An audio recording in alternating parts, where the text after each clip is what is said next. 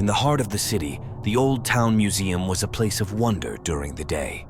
Its sprawling halls were filled with ancient artifacts, priceless paintings, and statues that seemed almost alive. However, the locals whispered that something sinister lurked within its walls after dark.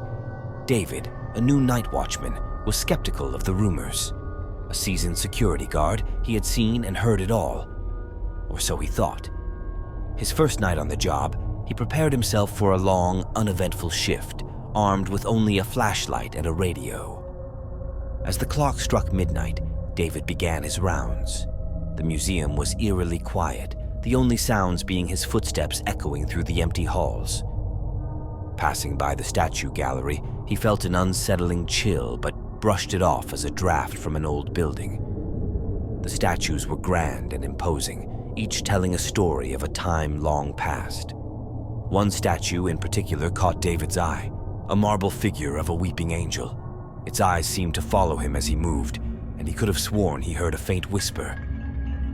David shook his head, convincing himself it was just his imagination. But as he continued his patrol, the whispers grew louder. They seemed to be coming from all directions, overlapping in a cacophony of unintelligible words.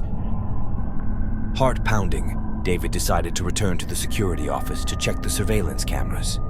To his horror, he saw the statues on the monitors. They were moving. The weeping angel had shifted its position, its head now tilted as if listening. David's radio crackled to life, but instead of a colleague's voice, he heard a low, sinister laugh. The lights flickered and the temperature dropped sharply. Panic set in as he realized he was not alone. Determined to confront whatever was happening, David made his way back to the statue gallery. The sight that greeted him was nightmarish. The statues had all moved, forming a circle around the weeping angel, which now stood in the center, hands outstretched. Frozen in fear, David watched as the angel's eyes began to glow a haunting blue. The whispers turned into screams, and the statues' faces twisted in agony. The air grew thick with a palpable sense of dread. Suddenly, the weeping angel's mouth opened, and a bone-chilling wail filled the room. David's flashlight flickered and died, plunging him into darkness. He stumbled back, trying to escape the oppressive aura.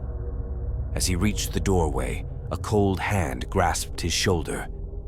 David turned to see the weeping angel inches from his face, its eyes burning with a malevolent light. It spoke, its voice like nails on a chalkboard. "You cannot leave." David felt a sharp pain in his chest and collapsed. The last thing he saw was the angel's face, contorted into a hideous grin. When he awoke, it was morning, and he was lying on the museum floor. The museum staff found him pale and trembling. They called for an ambulance, but David refused to go, muttering about the statues and the angel. He was convinced they were alive, that they had tried to take his soul. No one believed him, attributing his experience to stress and lack of sleep. David quit his job that day, vowing never to set foot in the museum again. But the memory of that night haunted him forever. Years later, the museum was closed for renovations, and the statue gallery was dismantled. Workers reported strange occurrences, but they were dismissed as mere coincidences. Yet every night, the whispers continued, and the weeping angel waited, ready to claim its next victim.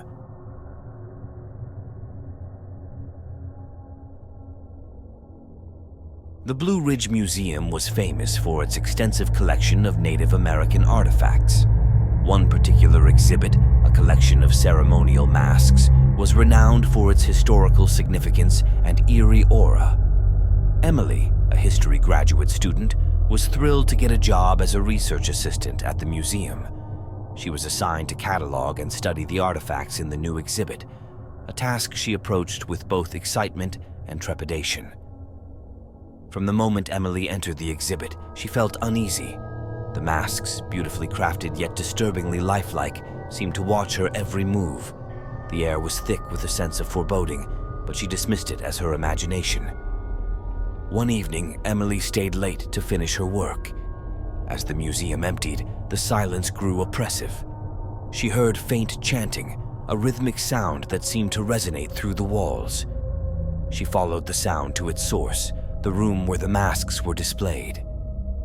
To her astonishment, the masks appeared to be glowing with an ethereal light. The chanting grew louder, and Emily felt an invisible force pulling her toward the center of the room. She tried to resist, but her legs moved against her will. In the center of the exhibit stood a large, ornate mask, the focal point of the collection. As Emily approached, she saw shadows dancing around it, forming shapes that resembled human figures. Her heart raced, and she tried to scream, but no sound came out. The shadows seemed to beckon her, their movements hypnotic and sinister. Emily reached out to touch the mask, and the moment her fingers made contact, a jolt of electricity surged through her body. She collapsed, her vision blurring. When she regained consciousness, Emily found herself in a dark, cold place. The chanting was louder, more intense, and she realized with horror that she was no longer in the museum. She was surrounded by ghostly figures, their faces obscured by shadows. The figures began to close in, their whispers a haunting chorus of sorrow and rage. Emily tried to run, but the ground beneath her felt like quicksand, dragging her down. She could feel their icy fingers reaching for her, pulling her into the darkness. Just as she was about to be consumed by the shadows, a blinding light filled the room. The ghostly figures recoiled, and Emily felt herself being lifted out of the abyss. She woke up on the museum floor, gasping for breath. Disoriented and terrified, Emily stumbled out of the exhibit. She tried to explain what had happened to the security guard, but he dismissed her claims as a bad dream. Determined to uncover the truth, she returned to the exhibit the next day. Emily discovered that the masks were rumored to be cursed, said to trap the souls of those who wore them. The curator admitted that previous researchers had reported strange occurrences, but their stories were always dismissed as superstition. Undeterred, Emily delved deeper into the history of the masks. She learned that they were used in rituals to summon and control spirits, and that the spirits were not always benevolent. The masks were a gateway to another realm, one that was not meant to be disturbed. Emily's research led her to a disturbing conclusion. The spirits of the masks were awakening, seeking revenge for being imprisoned for centuries. She warned the museum staff, but they refused to listen, more concerned with the exhibit's popularity than the danger it posed. Unable to stop the curse alone, Emily left the museum, vowing never to return. The exhibit remained open, drawing curious visitors and researchers alike. But those who stayed after dark often reported strange sounds and visions, as if the masks were trying to communicate. The spirits remained restless, waiting for the day they could finally break free.